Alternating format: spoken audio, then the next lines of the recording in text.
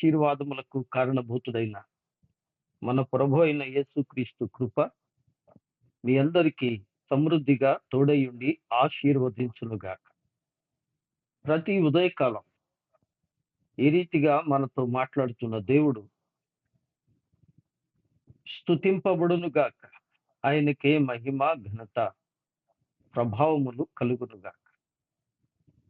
ప్రతిదినం ఆయనతో మాట్లాడుతున్న మనం, ప్రతిదినం ఆయన స్వరాన్ని వింటున్న మనం, ఆయనకు ఎంతో విధేయతగా, భక్తిగా ఉండవలసిన వారమై ఉన్నాం. దేవుని ఎదుట అవిధేయతగా ఉండకూడదు అని దేవుని పేరిట మనం చేస్తున్నాం. దేవుడు కరుణ కలిగిన దేవుడు, కృపామయుడు. ఆయన ఎంతైనా ప్రేమమూర్తి. ఆయన ప్రేమ అత్యధికమైనది. ఆయన ఈ నూతన సంవత్సరంలో మనందరికీ ఎన్నో వాగ్దానాలు ఇచ్చారు. ఈ ఉదయకాలం దేవుడు ఫిలదెల్ఫియా సంఘానికి ఇచ్చిన వాగ్దానంలోని ఒక చిన్న మాటను మనం పరిశుద్ధ గ్రంథంలో నుంచి జ్ఞాపకం చేసుకుందామా? రండి. ప్రకటన గ్రంథం అండి, 3వ అధ్యాయం. ప్రకటన గ్రంథం 3వ అధ్యాయం 8వ వచనాన్ని చదువుకుందామా? ప్రకటన గ్రంథం 3వ అధ్యాయము 8వ వచనం. కృత నిబంధన 230వ పేజీ. నీ క్రియలను నేను ఎరుగుదును, నీకున్న శక్తి కొంచెమై ఉండినను నీవు నా వాక్యమును గైకొని నా నామము ఎరుగననలేదు. ఇదిగో తలుపు నీ ఎదుట తీసి ఉంచి ఉన్నాను, దానిని ఎవడునో వేయనేరడు. దేవుడి లేఖన భాగమును మన కొరకై ఆశీర్వదించునుగాక. ప్రభువు ఈ ఫిలదెల్ఫియా సంఘాన్ని దీవిస్తూ, ఆ ఫిలదెల్ఫియా సంఘానికి దేవుడిచ్చిన ఒక చక్కని వాగ్దాన పూర్వకమైన వచనం ఇది. దేవుడు అంటున్నాడు ఈ ఫిలదెల్ఫియా సంఘాన్ని, నీ క్రియలను నేనెరుగుదును. రెండో మాట, నీకున్న శక్తి కొంచెమైనను. మూడో మాట, నీవు నా వాక్యము గైకొని నా నామము ఎరుగను అనలేదు. ఫిలదెల్ఫియా అనగా సహోదరుల సహవాసము లేదా సహోదర ప్రేమ. సహోదర ప్రేమ అని అర్థం వస్తుంది. సహోదరులు ఐక్యత కలిగి నివసించుట ఎంత మేలు, ఎంత మనోహరమో అని భక్తుడైన కీర్తనకారుడు చెప్పాడు కదండి.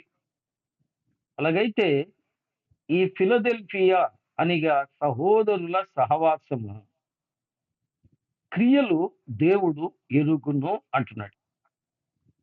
దేవుని బిడ్డలారా, దేవుడు ప్రతి ఒక్కరి క్రియలను తొంగి చూస్తున్నాడు.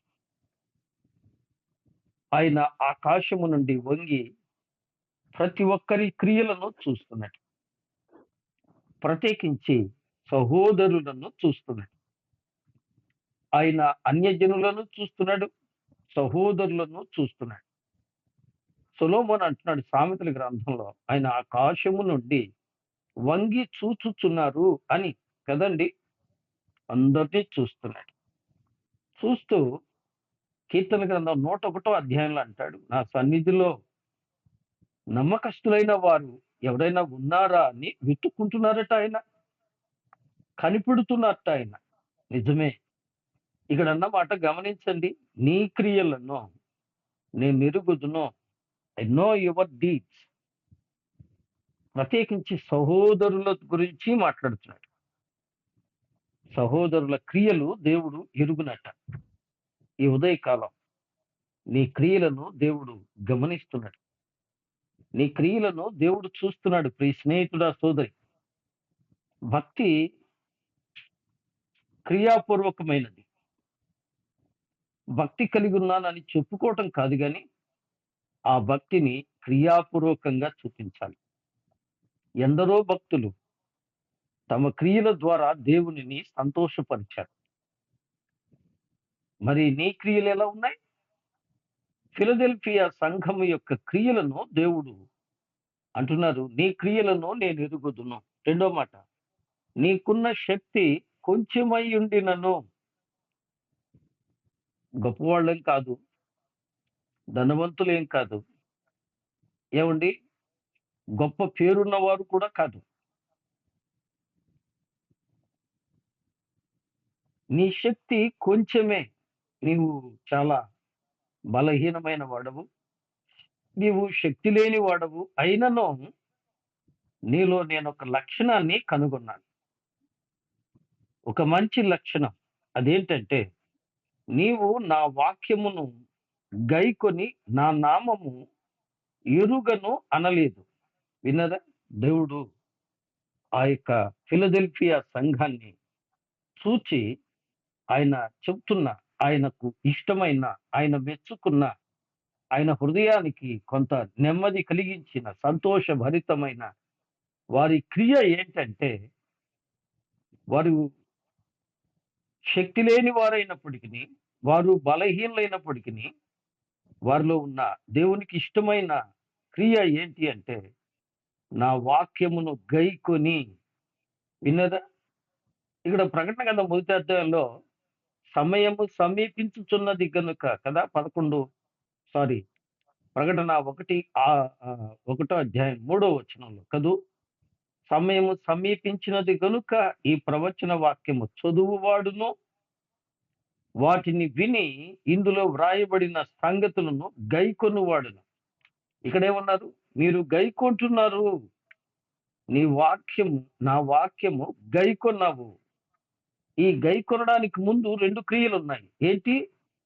1 చదవాలి, 2 వినాలి. దేవుని బిడ్డలారా, దేవుని వాక్యము ప్రతి ఉదయకాలం ఈ రీతిగా వినపడుతున్నప్పుడు నీవు శ్రద్ధగా వింటున్నావా?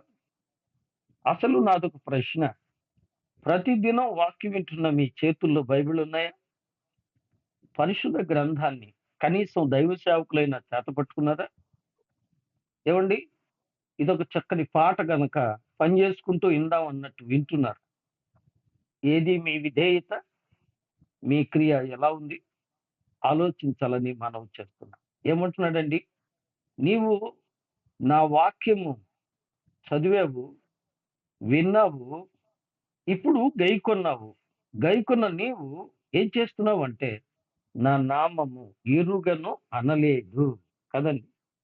నా నామమును ఎరుగను అనలేదు. చాలా మంది దేవునిని ఎరగని వారి వలె ప్రవర్తిస్తున్నారు.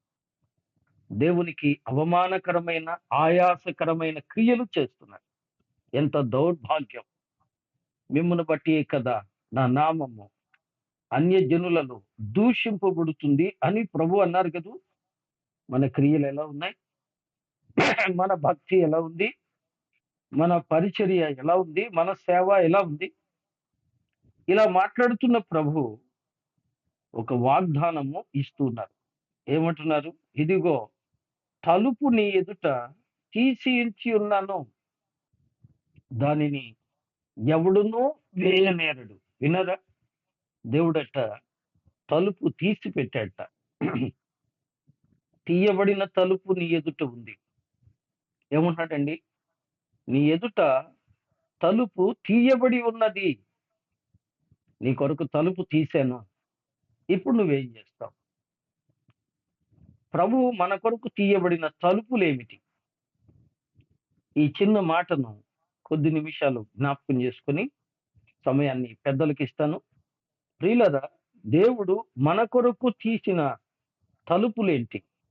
అంతేకాదు, ఈ నూతన సంవత్సరంలో దేవుడు తలుపు తీయటమే కాదు, మన కొరకు ప్రియులారా మరొక కార్యము చేస్తున్నారు. ఏమిటా కార్యము? రండి, యెషయా గ్రంథం 45వ అధ్యాయం. యెషయా పుస్తకం 45వ అధ్యాయం 2వ వచనాన్ని చదువుతాను అండి. యెషయా గ్రంథం 45వ అధ్యాయము రెండో వచనం, నేను నీకు ముందుగా పోవచ్చు మెట్టగానున్న స్థలములను సరాళము చేసేదను, ఇత్తడి తలుపులను పగలగొట్టేదను, ఇనుప గడియలను విరుగగొట్టేదను. విన్నరా? ఏం చేస్తున్నారట? దేవుడు నీకు ముందుగా వెళుతూ ఉన్నట్ట. నేను నీకు ముందుగా పోతున్నాను. పోతున్న ఆయన ఏం చేస్తున్నారు? మెట్టగా ఉన్న స్థలములను సరాళం చేస్తున్నారు. నీవు గన ప్రభు వాక్యం విని గైకొని ఎరగనన్నట్టుగా కాకుండా ఎరుగను అనక ఆయన వాక్యాన్ని అనుసరించి నడుచుకుంటే ఆయన ఏం చేస్తారట? మెట్టగా ఉన్న స్థలం, నీకు అడ్డుగా ఉన్న ఆ ఎత్తు పల్లాలను సరాళము చేస్తారట, చదును చేస్తారు, మార్గమును సరాళము చేస్తారు. అంతేకాదు, ఇత్తడి తలుపులు, ఇనుప గడియలు, ఇనుము గట్టితనానికి సూచన. గట్టిగా నిన్ను అడ్డగించే గడియలను, నీకు అడ్డుగానున్న వేయబడిన ఇత్తడి తలుపులను. ఇత్తడి ప్రియులారా దేన్ని చూపిస్తుంది? ఇత్తడి తీర్పును చూపిస్తుంది. ఇత్తడి బలిపీఠము అంటారు కదండి, ఇత్తడి తీర్పును చూపిస్తుంది, ఇత్తడి ప్రాయశ్చిత్తాన్ని కూడా చూపిస్తుంది. కాబట్టి నీకు అడ్డుగా ఉన్న దాన్ని తీసివేసి నీకు ఇబ్బందులను సరళము చేసి నీకు ముందుగా వెళుతూ ఆయన నీకు తలుపులు తీస్తూ ఉన్నాడు కదండి. తలుపులు తీస్తూ ఉన్నాడు గనుక ఆయన తీసిన తలుపులను ఉపయోగించుకొని ఆయన చిత్తాన్ని నెరవేర్చుట కొరకై దేవుని సన్నిధిలో నీవు ముందుకు వెళ్ళాలి అనేది దైవ సంకల్పము అనే సత్యాన్ని మనం గమనించాలి. మొదటి తలుపు రండి, అపోస్తుల కార్యముల గ్రంథం 14వ అధ్యాయం. మొదటి తలుపు అని అపోస్తుల కార్యముల గ్రంథం 14వ అధ్యాయం. 14వ అధ్యాయము 19 నుండి చదువుతాను, మీకు అర్థమయ్యేటందుకు. 19 నుండి చదువుతాను. అంతియొక్కయ నుండి ఈకొనియ నుండి యూదులు వచ్చి జన సమూహములను తమ పక్షముగా చేసుకుని పౌలు మీద రాళ్లు రువ్వి అతడు చనిపోయిన అనుకుని పట్టణం వెలుపులకి అతన్ని ఈడ్చిరి. అయితే శిష్యులు అతని చుట్టూ నిలిచి ఉండగా అతడు లేచి పట్టణములో ప్రవేశించి మరునాడు బర్నబాతో కూడా దెర్బోకు బయలుదేరిపోయింది. ఇలాగ చదువుకుంటూ వెళితే 27వ వచనం చూడండి. వారు వచ్చి సంఘమును సమకూర్చి దేవుడు తమకు తోడయుండి చేసిన కార్యము అన్నీ అన్యజనులు విశ్వసించుటకు ఆయన ద్వారము తెరిచిన సంగతియు వివరించిరి. ఇక్కడ తెరువబడిన ద్వారము, దేవుడు తెరచిన ద్వారం మనకు కనిపిస్తుంది. ఆయన ద్వారము తెరిచిన సంగతి వినరా? పౌలు గారు వాక్యం చెప్తూ ఉన్నప్పుడు ఏమండి, వాళ్ళందరూ ఏం చేశారట? అంతియొక్కయ్య వాళ్ళు, ఈకొనియ వాళ్ళు, యూదులు అందరూ ఆయన మీద రాళ్ళు రువ్వారు, ఆయన్ని కొట్టారు. చనిపోయాళ్లే అనుకుని విడిచిపెట్టి వెళ్ళిపోయారట. ఆయన మరలా తిరిగి మెల్లగా లేచి శక్తి తెచ్చుకొని శిష్యులతో కూడా నిలువబడి ఏమండి దేవుని యొక్క వాక్యాన్ని ప్రకటిస్తూ ఉన్నారు. సువార్త ద్వారము దేవుడు నీకు తెరిచిపెట్టాడు. సువార్త ద్వారము దేవుడు నీకు తెరిచిపెట్టాడు. ఇంకా సమయము కొంచెమై ఉన్నది, వచ్చుతున్నవాడు ఆలస్యము చేయకవచ్చును అని భక్త పౌలే హెచ్చరిస్తూ ఉన్నాడు. ఆయన వచ్చినప్పుడు ఆయన ఇచ్చిన పనిని లెక్క చూసుకుంటాడు అని కూడా హెబ్రీ పత్రికలో పౌలు గారే రాశారు కదండి. అలాగైతే దేవుడు మన కొరకు తెరచిన సువార్త ద్వారం, సువార్త ప్రకటించుటలో దేవుడు నీకు ద్వారం తెరిచాడు. ఇబ్బందులు వచ్చిన, శ్రమలు వచ్చిన, ఏమండి ఆయన అన్నాడు, మెట్టగానున్న స్థలములను సరాళం చేస్తా, ఇనుప గడియలను ఇత్తడి తలుపులను నేను పగలగొట్టేస్తా, నువ్వు ముందుకు ధైర్యంగా వెళ్ళు అంటున్నాడు. దేవుని సన్నిధానములో ప్రియ దేవుని బిడ్డలారా, దేవుని కొరకు సాక్షార్థంగా దేవుని యొక్క వాక్యాన్ని ప్రకటించడానికి ఈ యొక్క విశ్వాసపు తలుపు, సువార్త తలుపు, విశ్వాసంతో దేవుని మీద ఆధారపడి ధైర్యంగా దేవుని వాక్యం ప్రకటించడానికి, దేవుని పరిచర్య చేయడానికి ముందుకు వెళుతున్నావా, దాక్కుంటున్నావా? చాలా మంది వాక్యాన్ని వింటూ ఉంటారు, ఆరాధన చేస్తూ ఉంటారు. ఏమండి, ఏలినాటి విశ్వాసులు వారు, అనగా అనేక సంవత్సరాల అనుభవం కలిగిన విశ్వాసులు వారు ప్రార్థన చేసే టైం కంటే, వాక్యం ప్రకటించే లేదా సాక్ష్యం ఇచ్చే సమయం కంటే, ఏమండి, వారి కుటుంబాల గురించి, వారు ఎలా బ్రతకాలి, ఏమి తిందుమా, ఏమి త్రాగుదామా, ఏం ధరించుకుందామా, ఈ కుటుంబాలను ఎట్ట చేద్దామా, ఇదే శోధన. దేవుడు నీకు ఇచ్చిన సమయాన్ని ఉపయోగించి ఒక్కరికైనా రక్షణ సువార్త చెప్పు. రక్షణ సువార్త చెప్పాలి అంటే సాక్ష్యం ఉండాలి కదండి. నిజమే, దేవుని నామానికి స్తోత్రం. ఈ ఉదయకాలం మీరు ఎలా ఉన్నారు? దేవుడు నీ కొరకు సువార్త ద్వారా విశ్వాసంతో దేవుని వాక్యాన్ని చేతపట్టుకుని ప్రకటించటానికి, ఏమండి, రెండో మాట రండి, యోహాను సువార్త 10వ అధ్యాయము 9వ వచనాన్ని చదువుకుందామా? యోహాను రాసిన సువార్త, యోహాను రాసిన సువార్త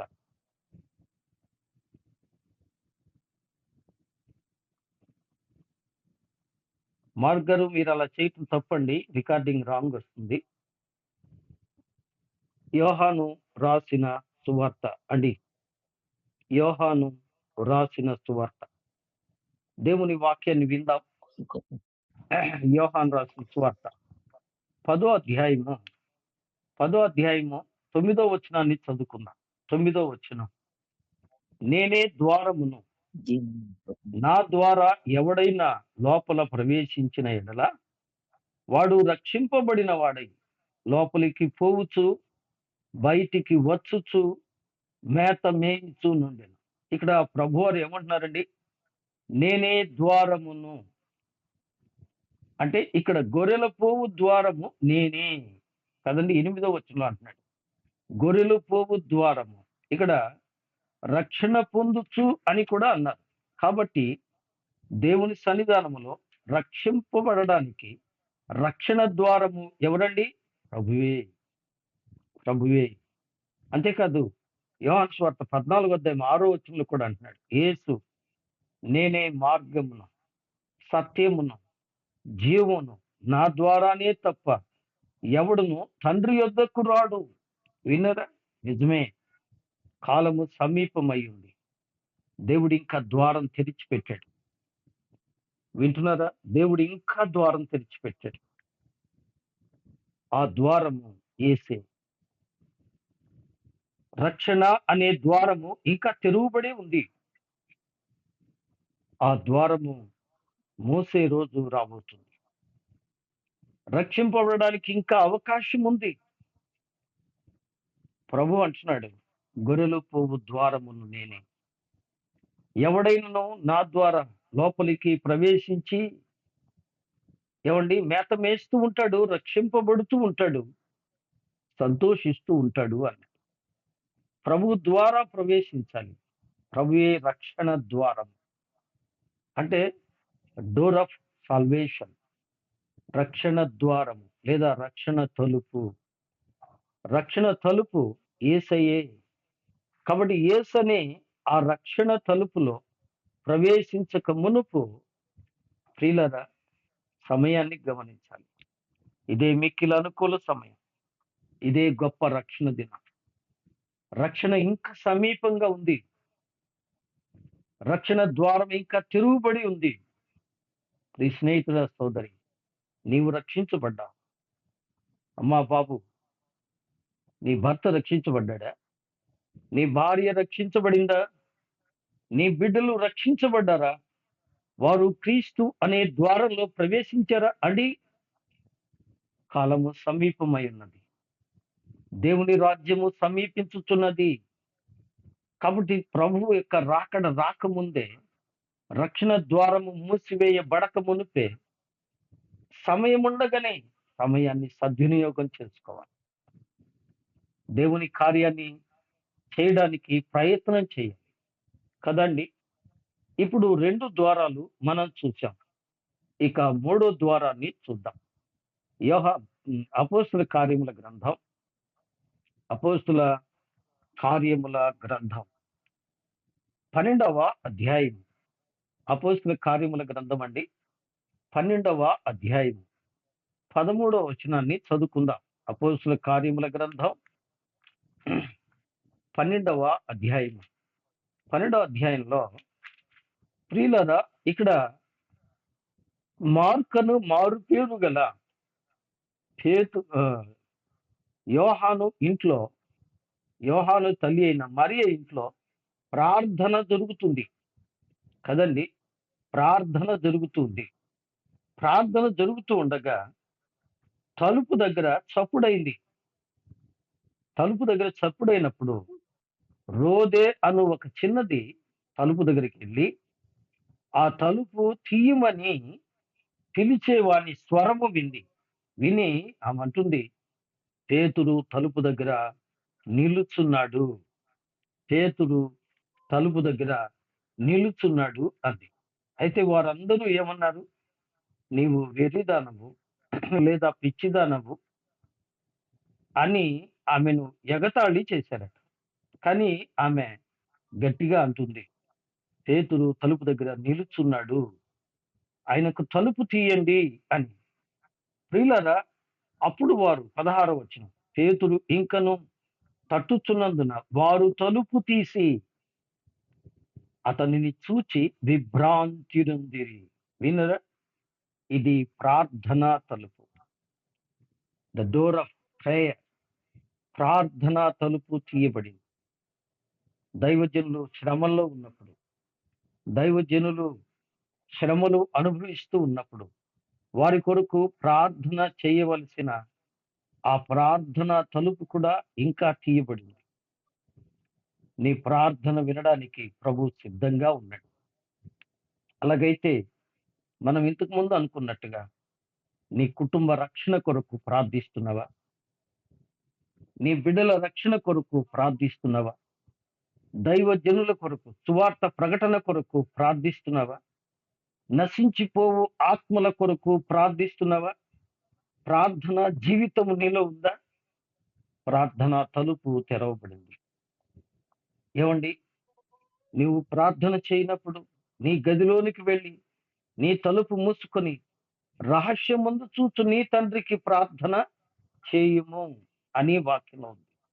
అలాగైతే ఆ ప్రార్థన గది తలుపు తెరిచుందా, వేసుందా?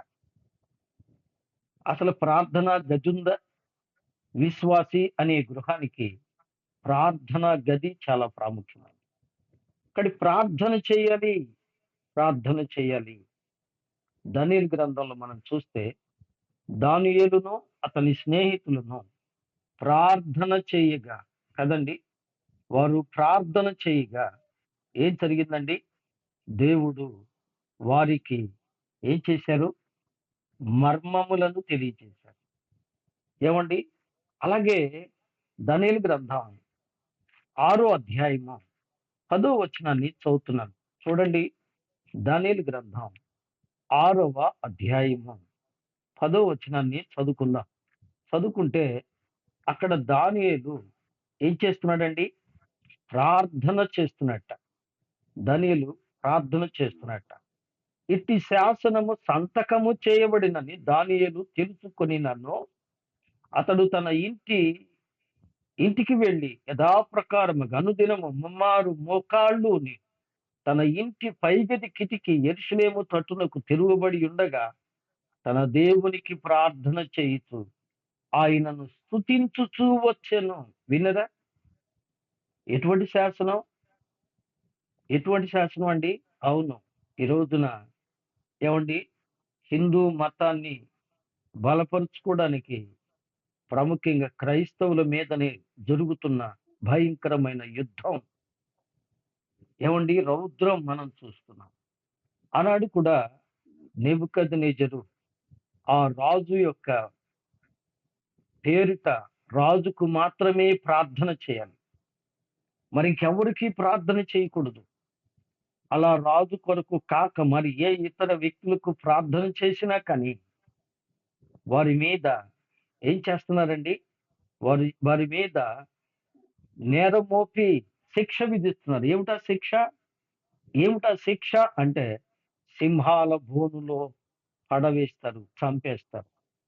అటువంటి శాసనము ప్రకటించబడ్డట్టుగా అతడు విన్నప్పటికీ, పరిస్థితులను అంత వ్యతిరేకంగా ఉన్నప్పటికీ ఏం చేశాడు చెప్పండి? తన ఇంటి కిటికీ తలుపు యెరూషలేము తట్టు తెరచి దినానికి ముమ్మారు ప్రార్థన చేస్తున్నాడు.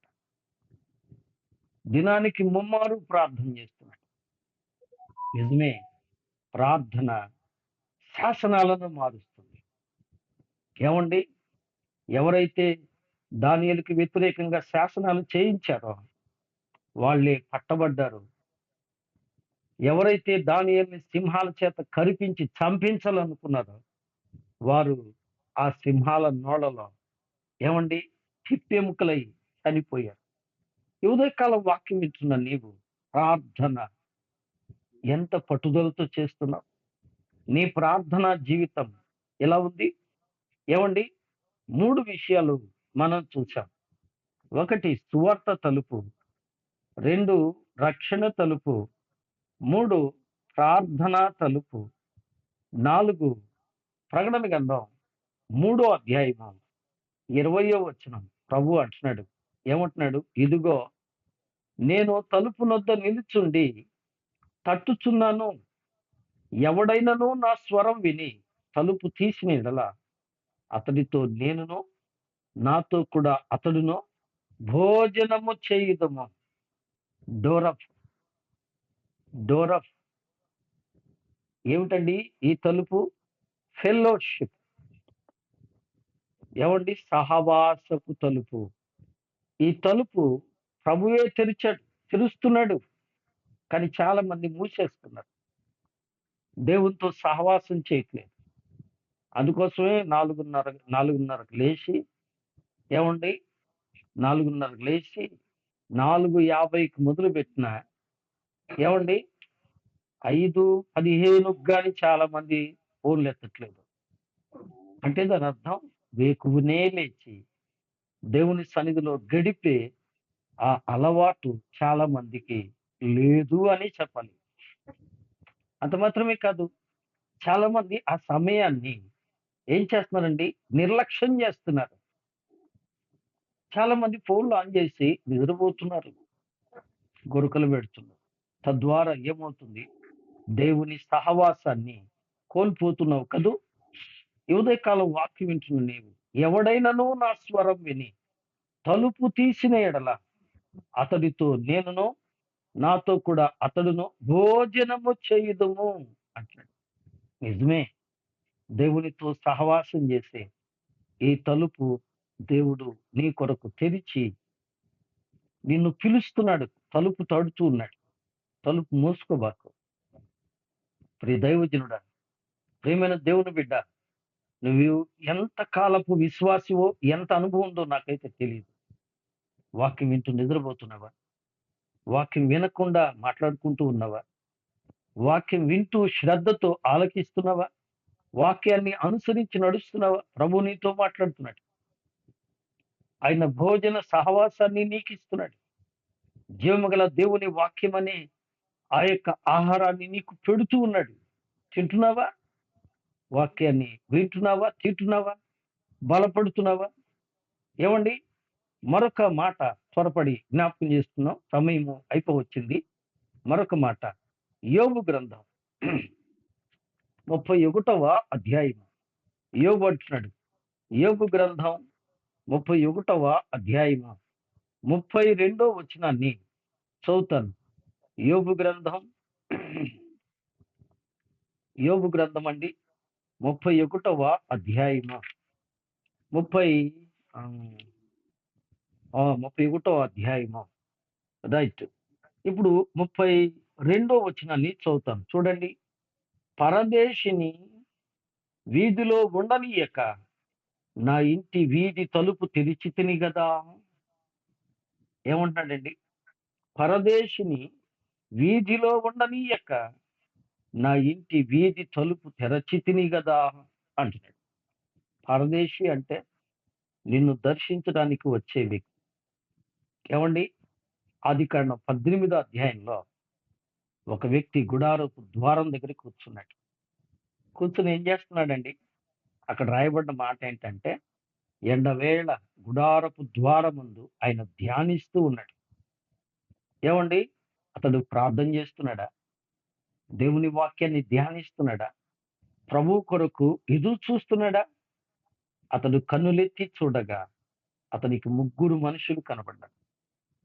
వెంటనే ఏం చేశాడండి? పరిగెత్తుకొని పోయి వారి ఎదుట సాగిలపడి, నా ప్రభువా, నన్ను దర్శించడానికి వచ్చావు, నా ఇంటికి రా, నేనిచ్చే భోజన సత్కారం తీసుకో, నీ దాసునైన నన్ను దీవించి వెళ్ళవయ్యా అంటున్నాడు. ప్రభు నీతోటి మాట్లాడుతున్న మాట పరిచర్య ద్వారము, దేవునికి పరిచర్య చేసే ద్వారము. అబ్రహాము దేవునికి ఆహారం పెట్టేట. దేవుని సేవకులుగా, దేవుని బిడ్డలుగా మనం ఆహారం తినాలి. మనం సంఘానికి ఆహారం పెట్టాలి. మనం దేవునికి ఆహారం పెట్టాలి. ఈ మాటలు మనం ఇదివరకు మరొక సందర్భంలో జ్ఞాపకం చేసుకున్నాం. దేవునికి ఆహారము పెట్టువారు యాజకులు కదండి. యాజకులు దేవునికి నైవేద్యం పెట్టేవారు. దేవునికి పెట్టే నైవేద్యం, దేవుడు తినే ఆహారం ఏంటి చెప్పండి? ఆత్మల సంపాదన. దేవునికి ఆత్మలు అనే ఆహారం పెట్టాలి. ఆత్మలు అనే ఆహారం పెట్టాలి అంటే దేవుని వాక్యం ప్రకటించి ఆత్మలను సంపాదించాలి.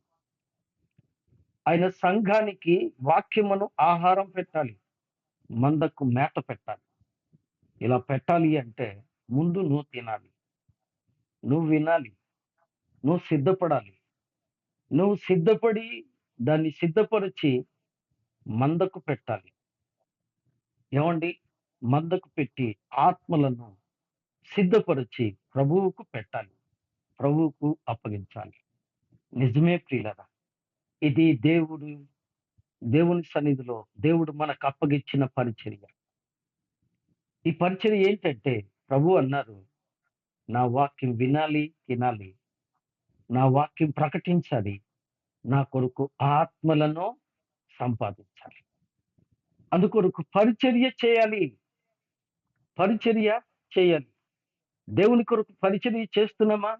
ఏమండి? ఏమండి? అబ్రహాము దేవునికి పరిచర్య చేశాడు.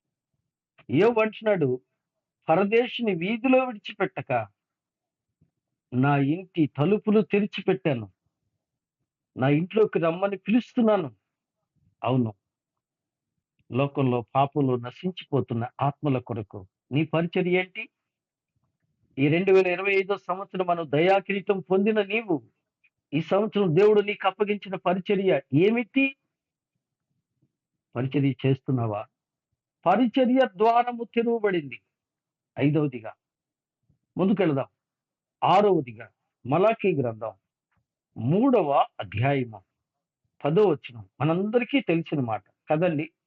మలాకీ గ్రంథం 3వ అధ్యాయము 10వ వచనం. మలాకీ పుస్తకం 3వ అధ్యాయము 10వ వచనం.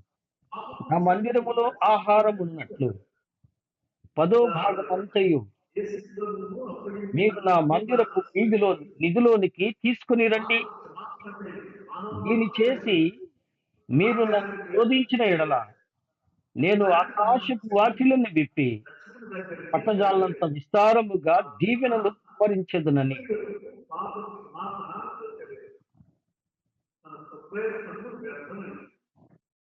సైన్యములకు అధిపతికి యెహోవా సెలవిచ్చుచున్నాడు.